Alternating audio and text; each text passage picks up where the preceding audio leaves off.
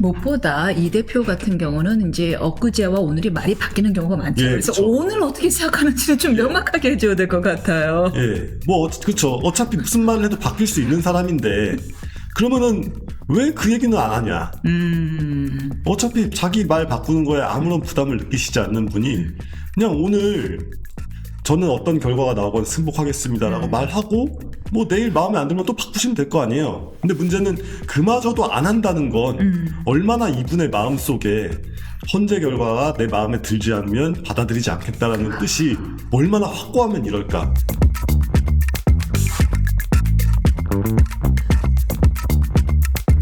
지금 말씀드린 대로 여야 지도부가요, 이제 탄핵 선고 나오면은 승복하겠다. 이제 어제 권성동 원내대표가 이제 얘기를 했죠. 이것이 당의 공식 입장이다라고 이야기를 했는데 여기에 대해서 갖가지 설들이 있습니다. 첫 번째, 진짜야? 2. 너네 인용되려고 까봐 로키로 나가는 거지? 3. 왜 그러지? 뭐 기각이나 각각 귀뜸 들었나? 뭐 이제 이런 설들이 있어요. 어떻게 보셨나요? 정치 공학적으로 따지면 국민의힘은 지금 한 번 더 얘기해야 되는 타이밍이 맞죠. 왜냐하면은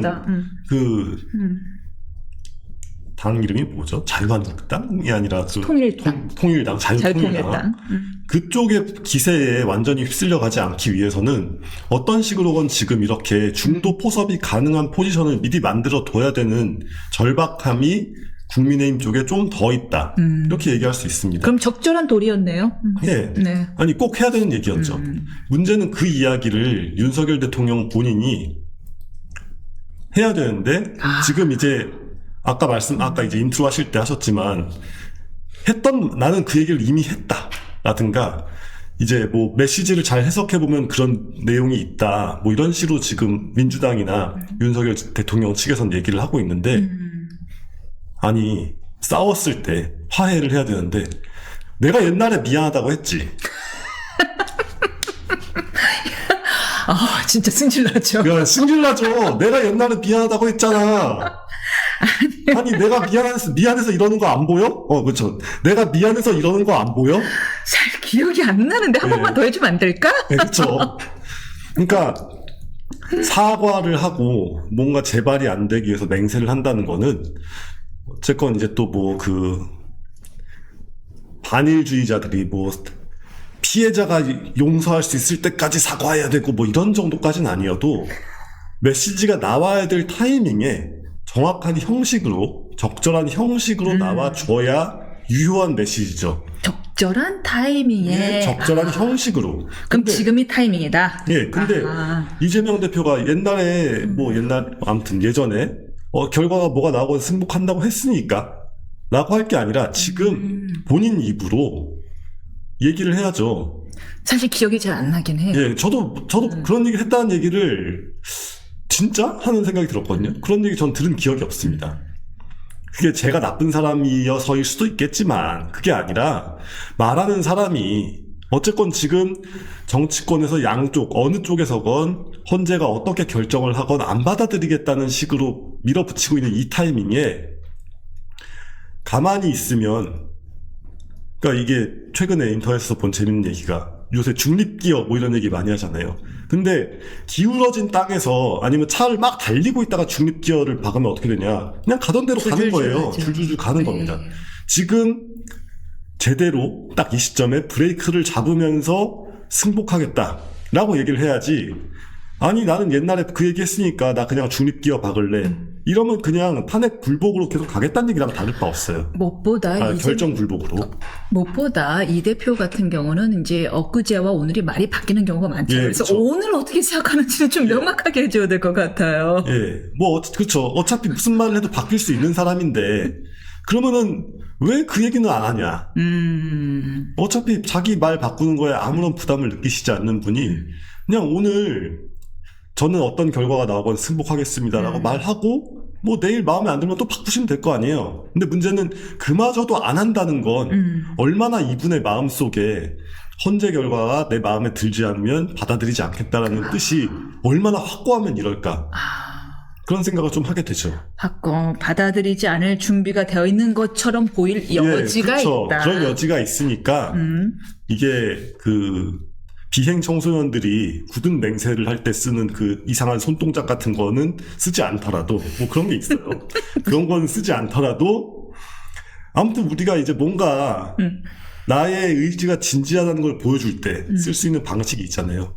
그런 메시지를 전달하는 방식을, 예를 들어서 어느 장소에 가서 얘기를 한다거나, 뭐, 헌재 앞에 직접 나가긴 좀 힘들려나? 아무튼, 뭔가 이렇게 법치주의를 상징하는 장소에서 발언을 한다거나, 그게 아니면 진짜 국회에서 제대로 인터뷰를 한다거나, 뭐, 방법이 여러 가지가 있을 텐데, 안 택하고, 야, 오빠가 옛날에 미안하다고 했지. 기억 안 나? 어? 이미 사과했어. 그거 다 끝난 얘기야. 이게 뭐냐 이거죠. 적절할 때 한 번은 해야 되지 않을까 예. 하는 이야기인 건데, 그러니까 그렇다면 권선동 원내대표 입장에서는 상당히 어느 쪽 결과가 나오든 기각이 나오든 인용이 나오든 적절한 메시지를 던졌다라고 네. 봐야 될 텐데, 어쨌든 뭐 이게 진정성 있는 거냐라는 비판도 나오고 있는 상황입니다. 왜냐하면은 지도부는 살짝 거리를 두고 있으나 지도부가 아니라 이제 우리가 김나윤이라고 하더라고요. 사실상 당대표는 김나윤 아니냐라는 말이 나올 정도로 김기현, 나경원, 윤상현. 김나윤은 계속해서 집회에 나가면서 이 헌재에 대한 불신을 만들고 있는 집회 분위기에 일주하고 있는 것은 사실이란 말이에요. 그러다 보니까 과연 국민의힘 당신들이 승복할 거 진짜? 하고 있어요. 그렇다면 권성동 대표도 여기서 승복할 거야 라는 게 아니라 거기서 더 나아가서 조금 더 어떤 액션을 더 취해야 되지 않을까 하는 의견도 있습니다. 뭔가 결의안을 보여주든지. 네, 어떻게 보시나요? 네. 그거를 하려면 어쨌건 명분 쌓기가 필요하니까 네. 그걸 당장, 그러니까 이재명의 민주당처럼 그립이 강한 정당이 아니기 때문에 그럴 수가 없는 관계로 사실 그 메시지 나오는 것만으로도 네. 꽤 당내외적으로 반발을 무릅써야 됐을 거기 때문에 저는 이 시점에선 좀 편을 들어주고 싶은 마음이 있습니다. 그러니까 당장 원내대표가 그냥 막 안 돼! 아무도 이제 하지 마! 우리는 승복할 거니까 아무도 집회도 나가지 말고 얼씬거리지도 말고 다 내 말 들어! 들을 사람이 누가 있겠냐는 거죠. 그러니까 현실적으로 좀 그게 정치라는 게 현실과의 대화니까 현실적으로 좀 그건 어렵다 싶으면 그 정도는 우리가 좀 봐주면서 어쨌건 국민의힘이 오피셜하게 대표하는 사람이 이렇게 얘기가 나왔다. 여기까지는 일단 받아들이고 그 다음에 개별 방금 말씀하셨던 김나현 분들이 계속 계속 그러고 있을 때 이제 그들에 대해서 그렇게 얘기했던 지도부가 어떻게 나올지 지금 선고가 이번 주 금요일 정도로 예상을 하고 있잖아요, 다들. 아무도 몰라요, 정말. 근데 일단 빠르면 이번 주 금요일, 늦으면 다음 주 뭐 이렇게 될 거라고 다들 예상을 하니까 그때까지 좀 시간이 있으니까 국민의힘이 내부의 상황을 어떻게 수습하고 나아갈지 이건 좀 지켜볼 필요가 있는 것 같습니다. 근데 이 승복하라라는 메시지에 대해서 민주당은 마흔역 임명부터 해라 하면서 아직도 마흔역 임명에 대해서 사활을 걸고 있어요. 도대체 이 마흔역 후보 임명 이제 거의 다 뭐 이번 주 아니면 다음 주쯤 되는 상황에서도 마흔역 임명에 사활을 건다는 거는 아직도 굉장히 의견이 갈리고 있다라는 거에 대한 불안감 아니겠어요? 사실 저는 그렇다기보다는 약간 좀 대선 불복 때 탄핵 불복, 아니 대선 불복 때 총선 불복 이런 식으로 우리가 이 구도를 일단 바라볼 필요가 있습니다. 그러니까 윤석열 대통령의 계엄이라는 게 결국은 총선 불복이잖아요. 총선을 통해서 이 결과가 나온 걸 인정을 못 하겠고 이건 부정선거 때문이고 그러니까 내가 이제 선관위도 털어서 한번 압수수색도 해봐야겠고 근데 이제 압수수색이 그냥 안 되니까 군대를 동원해서 압수수색을 하고 싶고 뭐 이런 식으로 나간 건데 반대로 민주당은 계속 대선 결과가 나온 직후부터 탄핵을 지금 몇 번 29번? 뭐 이렇게 했죠. 그러니까 우리가 여태까지 헌법을 만든 이후 쌓여있던 모든 탄핵 건수보다 많은 게 2년 동안에 벌어졌단 말이에요. 이게 뭐냐? 입법부의 권력을 가지고 행정부의 모든 것을 반대하는 거거든요. 그 말인즉 대선 결과를 인정하지 않겠다는 거고 대선 불복을 쭉 하고 있는 겁니다. 아, 나는 윤석열 행정부를 인정하지 않겠다. 예, 그냥 그 기조로만 쭉 나간 거예요. 근데 여기서 생각해봐야죠. 마은혁 임명을 지금 만약에 진짜 하면 그러면 아니 변론 제기해야 돼. 그 변론 제기해야 되고 막 엉망진창이 돼요. 헌재 절차가 또 엉망진창이 돼서 문영배 소장을 하면 이제 임기가 끝날 텐데. 이러다가 대선 가을에 할 수도 있고 겨울에 할 수도 있어요. 이런 식이면. 그러니까 이런 식으로 질질 끌고 막 헌재가 막 또 이렇게 덜컹덜컹 막 이러면 지금 가만히 있는 게 빠른 대선을 위한 최선이잖아요. 근데 안 그런 건 뭐냐. 그냥 마치 윤석열 대통령과 그 주변 세력이 총선 불복 기조를 버리지 않고 쭉 가고 있는 것처럼 이재명 대표와 이재명의 민주당은 대선 불복 기조를 그냥 버리지 않고 쭉 가고 있는 겁니다. 그게 현실적으로 자신들에게 정치적으로 혹은 정치공학적으로 유리하건 불리하건 아무 상관없이 그냥 하던 걸 계속 하는 거예요. 일단 밑밥 까는 거네요. 예. 불복 밑밥. 예, 혹시 그렇죠. 불리할 경우. 예, 그렇죠. 그것까지 포함되어 있는 거죠. 왜냐하면은 만약에 기각이 됐다. 그러면은 니네가 마은혁 임명 안 해가지고 그런 거 아니냐? 사실 말도 안 되는 얘기잖아요. 방금 말씀드린 것처럼 마은혁을 임명하면 절차가 더 복잡해지고 심리가 늘어지는데 그런 거랑 무관하게 어쨌건 자기네는 반발을 위한 액션을 뭔가 했다. 그런데 결과가 마음에 안 들었으니까 내 반발이 옳았다. 라고 하는 우리가 10살 이전에는 떨쳐내야 될 사고방식을 그러니까 우리가 아기 때는 막 내가 싫다고 했잖아 막 이러면서 막 이렇게 난리를 치는 마트 어린이 같은 그런 행태를 계속하고 있는 건데 이게 몇 %라고 제가 단정을 짓기 힘들지만 적잖은 골수 지지층한테는 그게 먹히고 그들의 여론을 가져가는 게 국민 전반의 여론을 가져가는 것보다 더 중요한 정당이 되어 있기 때문에 민주당이 그러니까 이재명의 민주당으로서는 계속 그렇게 나갈 수밖에 없는 거 아니에요. 10살 미만의 어린아이와 같은 행태다. 예. 내가 싫다고 했잖아. 아니 마은혁을 임명하면 절차가 꼬이는 건 누가 봐도 뻔한데 그래서 사실 국민의힘의 김웅전 의원은 마은혁을 임명하자고 우결됐고서는 오히려 국민의힘이다 라는 얘기까지 했었어요. 예, 그렇죠. 예. 그러니까 그게 뭐에 비유를 하면 좋을까요? 그러니까 지금 딱 적절한 게 안 떠오르는데 내가 원하는 결과가 있잖아요. 그럼 그 결과를 이루기 위한 방법을 요구를 해야 되는데 그 이루기 위한 방법이 아닌 걸 요구하면서 동시에 결과를 요구하는 사람도 있단 말이죠. 뭐 그런 겁니다.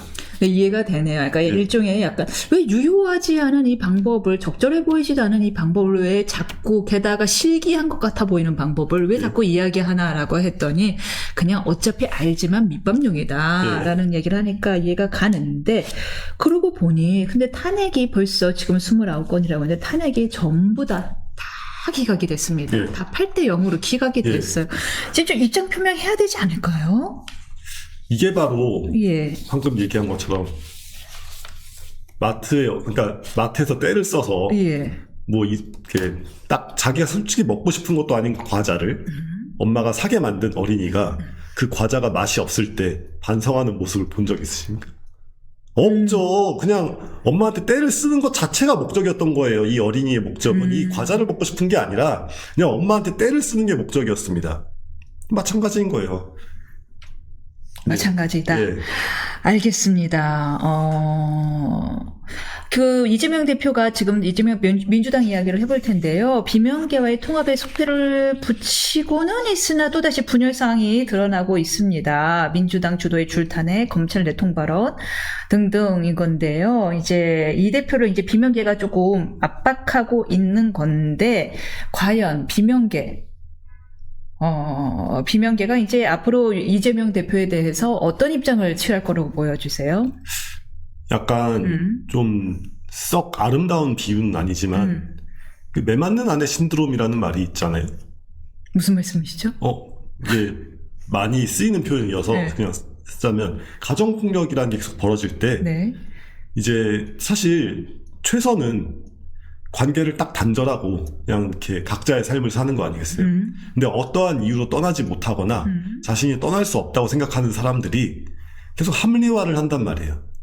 떠날 수가 없다. 혹은 떠날 용기가 없거나 아. 뭐 그런 사람들이 어쨌든 민주당이라는 지붕은 필요하다. 그런 사람들이 이제 그래도 나도 잘못한 게 있을 거야 라든가 저러다 보면 좀 달라질 거야. 잘할 땐 잘해줘. 예, 잘할 땐 잘해줘.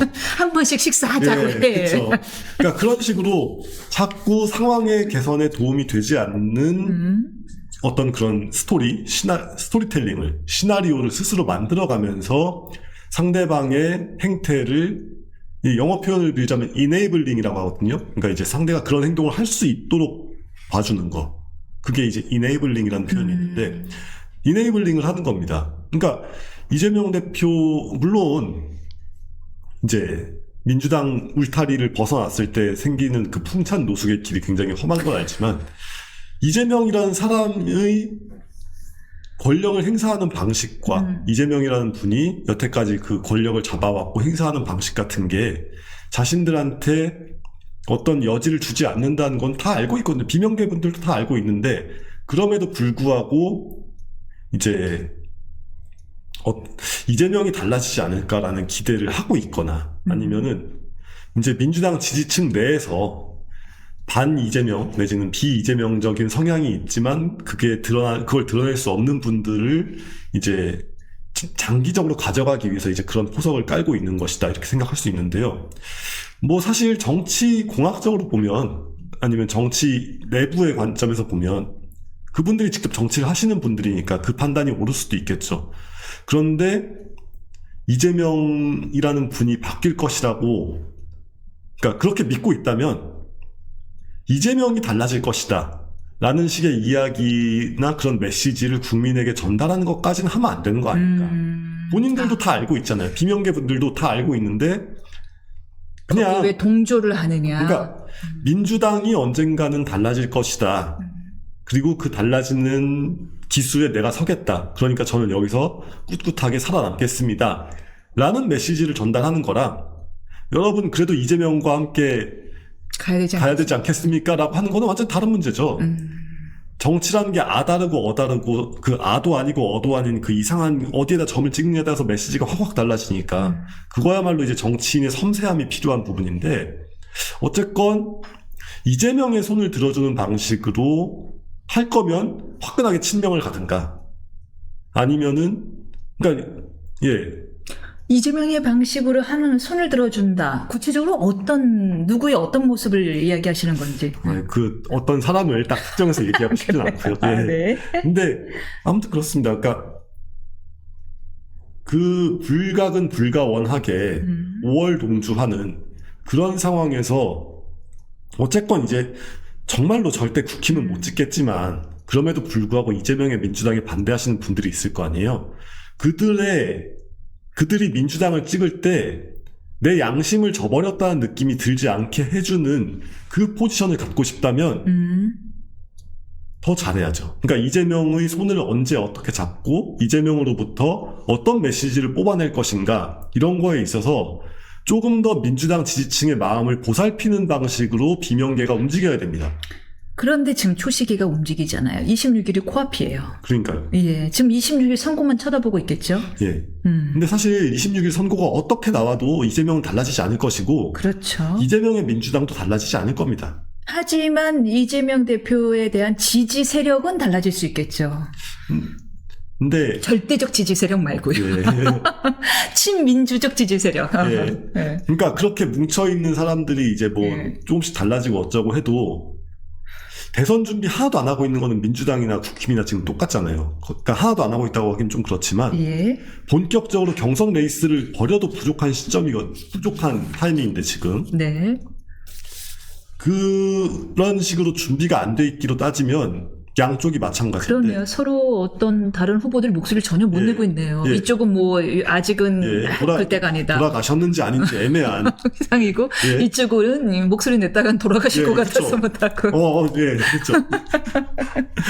이쪽은 윤 대통령, 그러니까 이게 뭐 고인이 되셨는지 아닌지 애매한 상황이고 이쪽은 자칫하면 내가 고인이 될까봐 그렇죠.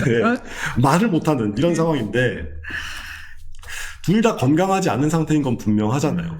그리고 건강하지 않은 상태가 되었다고 했을 때 그 원인을 제공하는 사람이 한쪽은 상대적으로 이제 거의 힘이 없는 상태가 됐지만 다른 한쪽은 굉장히 팔팔하시다. 이게 문제의 핵심이고 그 팔팔하신 분이 그럴 때 이재명 이게 왜 우리가 중요한 딜을 하면서 상대방으로부터 어떤 메시지를 뽑아내느냐 이거만큼 꼭 정치뿐만 아니라 뭐 사업을 하건 뭐가 됐건 굉장히 중요한 일 아니겠습니까?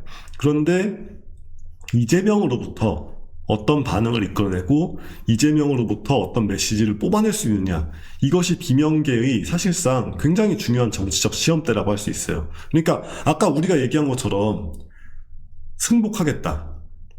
헌재에서 어떤 결과가 나와도 승복하고 나는 법치주의를 준수하겠다. 라는 말이 이재명의 입에서 나오게 할 수 있다면 그 비명계 주자가 뭐 아무리 막 가랑이 사이를 기고 뭘 하고 해도 우리는 그 사람을 훌륭하다고 받아들일 거 아니겠습니까? 근데 그게 아니라 그냥 실속 없이 이재명한테 굴복하는 것 같은 모습만 연출이 됐다. 뭐 이러면 실망스러울 수밖에 없고요.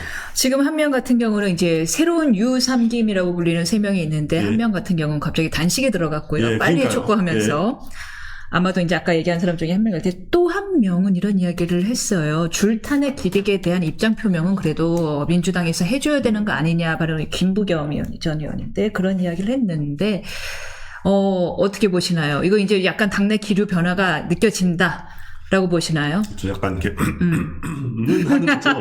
누가 기침하고 있는 예. 거예요? 네. 이제 궁예가 지금은 좀 힘드니까 누가 기침 소리를 내었다는 것 정도로는 철퇴를 칠 수 없는 상황이니까 기침 소리 정도는 내볼까 하면서 하는 건데 저는 이러한 종류의 이제 조금씩 발을 넓혀가는 과정에서 궁극적으로 자신들이 이재명으로부터 무엇을 얻어낼지에 대한 명확한 그림을 가지고 접근하시면 좋겠다 이 얘기입니다. 그러니까 단지 내 존재감을 좀 회복하고 싶다 이 차원을 넘어서 민주당이 진짜 민주적인 정당으로 대한민국을 위해서 민주적인 정당이 되려면 이재명 대표가 어떠한 종류의 태도가 바뀌어서 그것이 공식적으로 나와야 되는가 여기에 대한 문제의식을 가지고 거기서 사실 전 줄탄핵 사과보다 옛날에 뭐 했던 거 그거에 대한 사과도 중요하겠지만 더 중요한 건 지금 당장 있을 헌재 선고에 대해서 입장을 명확하게 밝히는 거라고 생각하거든요. 그거를 이끌어내기 위한 빌드업이라고 한다면 저는 찬성하죠. 환영합니다. 환영한다라는 얘기입니다. 사실 근데 이재명 대표가 저번에 중도 보수 발언한 것도 그렇고 이런저런 상속세 완화한 것도 그렇고 분명히 밑에 괜찮은 싱크탱크가 들어와 있는 것 같거든요. 예. 그다음에 이제 입장이 갑자기 또 다음날 확확 바뀌어서 그렇지. 이제 그거는 이제 본인의 성정에 관한 예. 것이니까 그건 어쩔 수 없는 거고 싱크탱크까지는 와 있는 것 같은데 그럼 싱크탱크가 얘기를 할 만도 해요. 예.